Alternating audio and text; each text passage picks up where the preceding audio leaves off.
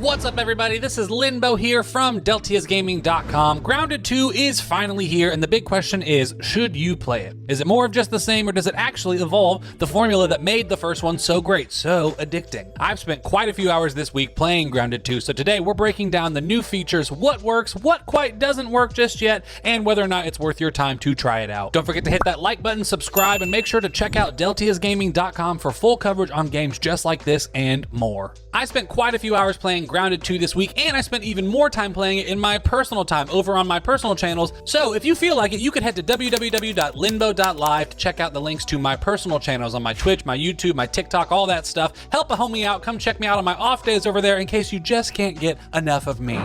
I had a great time this week. Grounded 2 is the sequel to Obsidian's hit survival game where you're shrunk down to an ant-sized little teenager and trying to survive in a massive backyard jungle. But this time, they've taken it even further. The map is way bigger. I think they're saying by the end of development, it will be up to 3 times as big as the backyard from the first game. There's new terrain types, there's full underground areas, there's much enhanced AI for the insects. Yeah, they're even smarter, they're way scarier than before. You can kind of think of it similarly to that new Dune Awakening MMO, but little kids that are shrunk down in a backyard kind of vibe. It's got more story, much more chaos this time, and even more screaming when a giant spider ambushes you, and the spiders are terrifying. I'm gonna die, I'm gonna die, I'm gonna die, I'm gonna die, I'm gonna die, I'm gonna die, I'm gonna die. This game is not for you if you are a serious arachnophobic. Now, I'll be honest, when I first heard about this game, when they announced it a few months back, it didn't quite make that much sense. I thought at that time they probably could have just added all this to the original version of Grounded, but after playing it for several hours and learning that most of that engine was built to be playable on the PS4 and Xbox One, I totally understand why they made the switch to Grounded 2. This game is not just a reskin. There's actually tons of new and improved content. For instance, they've enhanced the base building with new multi-floor support. They've got curved walls and this kind of modular design that kind of adapts to what you're building. Similar to that, the terrain around you actually adapts as you're building as well, so that makes your bases feel a lot more natural and kind of built into the area around you. It's very strategic when you're building your base now. There's a way deeper crafting and progression system in this game. There's much more variety in the materials you can use, things like bone and chitin or chitin. I'm not actually sure how it's pronounced, but I've heard this in tons of games before. There's also electricity and electrical components that you can use. There's ways to unlock way more advanced types of armor and ranged weapons, as well as using that electricity in some of the traps that you can put around your bases. They have full dynamic weather and environmental effects, things like rain coming around that can flood the tunnels, that can force the bugs to behave differently when they're flooding. It also can do things like extinguish your torches and everything. It's kind of annoying at certain times, but it also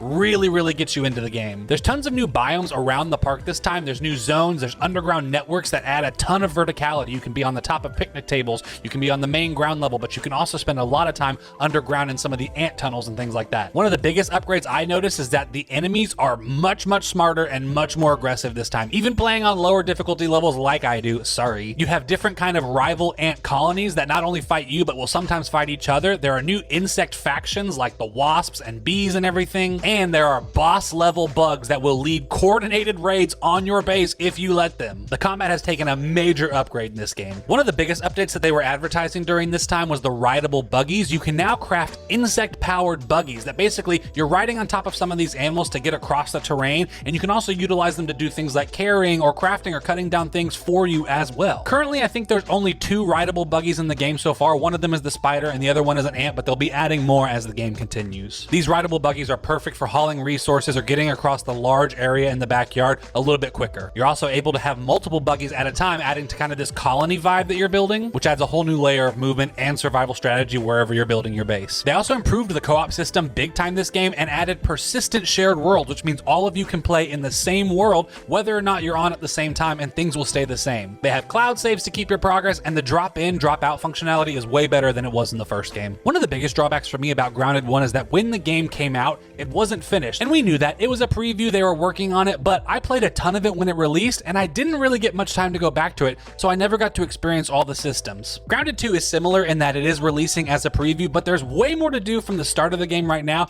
and I hope to be able to come back to to it as it continues. With that said, the Grounded 2 that we're playing right now isn't exactly perfect. Some of the enemy AI gets stuck or acts super weird or jumps through the ground. I had plenty of times where I didn't feel like I should have been successfully attacked or died and lost my loot when I was fighting some of these bugs, and so that's something to pay attention to, but I'm sure they're going to continue to knock out some of these bugs, am I right? Ugh, that's a bad joke, as they continue to perfect this game. In my opinion, the inventory management is still very, very clunky. You just have a giant page with a bunch of stuff. You can't really store things very well. They don't stack in big enough numbers, in my opinion, so you really start to run out of inventory and storage space very quickly again. I also spent a bunch of my time playing as a solo player because I don't have any friends. Just kidding, I have tons of friends, but if you want to be my friend and play video games with me, go to my personal pages and add me. So if you're playing as a solo player, you might find the grind a bit boring. I started to get a little tired out having to go and continue getting resources, and the difficulty curve, depending on where you're at, really ramps up. It gets very steep, especially if you have no help from other players. While the combat has been improved, they've added these really cool kind of classing systems where you can either be like a ranged player, a melee player. It does look like there may be some sort of almost magic-based system in the game. I'm excited to get into it. The combat can still be a little clunky at times. The block and parry systems could use a bit of work, and sometimes it's really unclear what or where you're attacking.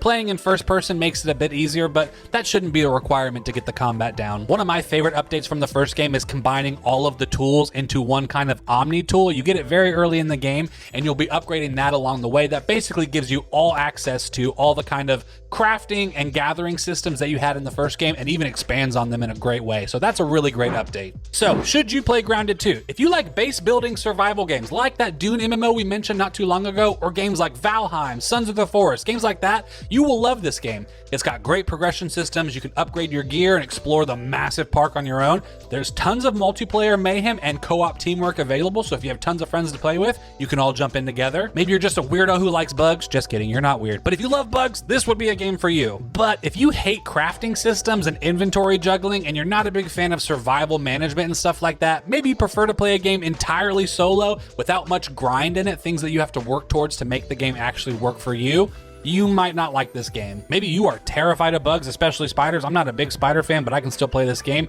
This one might not be for you. They have an arachnophobia mode, but in my opinion, it doesn't quite do enough. So this game could still spook you out if you're not a big fan of bugs. So the final word on Grounded 2 from me is, should you play this game? Yes. If you loved the original and you want a rich, creative, and chaotic survival game to play with friends, it is a huge win for Grounded 2. It builds on what made the first game super special and offers new content to feel super fresh and exciting. I'm having a great time. Just know what you're getting into. This is a game that will take some time to build your incredible bug-zapping fortress, and that's just as important as surviving your next spider ambush, running underground, or hunting bigger bugs to build that next piece of armor. But all in all, I highly recommend Grounded 2. Thanks for watching, everyone. Like I said, I'm Limbo with Deltia's Gaming. We've got a lot more content coming your way. If you want more content on Grounded 2, things like beginner's tips, what best weapons to get, how to build your bases, let us know down in the comments below. Make sure you like and subscribe. If you want to survive the backyard together, hit me up on my personal channels, and check out deltiasgaming.com for more guides and breakdowns.